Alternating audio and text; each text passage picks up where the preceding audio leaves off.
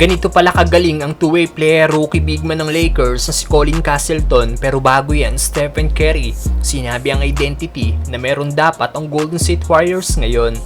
Ayon kay Steph, isang smart basketball team na connected, yun daw dapat ang identity na meron sila. Yun din daw ang sinabi sa kanila ni Steve Kerr nang bumalik ito mula sa Team USA. Kinausap daw ng nasabing coach ang GSW at sinabing kailangan daw nilang maging connected sa isa't isa, kung saan nako-complement nila ang kani-kanilang laro. Ine-expect nga din po ng unanimous MVP na magpatuloy sa pagdevelop ang laro ni Jonathan Kuminga at Moses Moody na nakita naman natin sa 2 preseason game ng Warriors laban sa Lakers. Lalo na si Jonathan Kuminga na nag-average ng 25 points per game sa preseason ng GSW.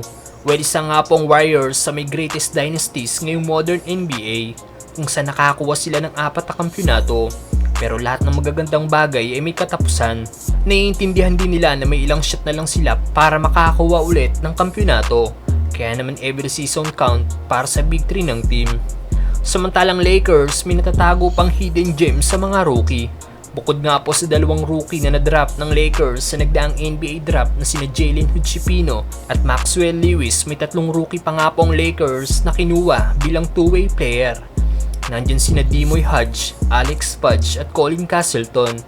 Nakita nga po natin na pinaglaro sila sa 4 preseason game ng Lakers at pinaka nag-standout sa kanila ang big man na si Castleton, kung saan nag-average ito ng 5 points at 6 rebounds per game playing 10 minutes only.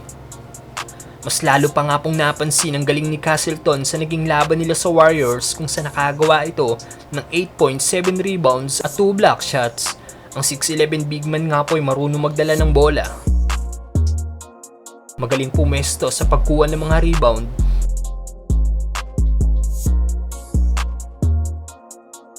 At solid kung dumepensa.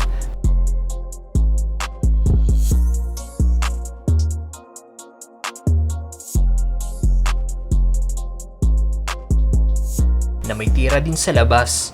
May mga nagsabi din na makakasama si Castleton sa rotation ng Lakers ngayong darating na season dahil sa galing nito.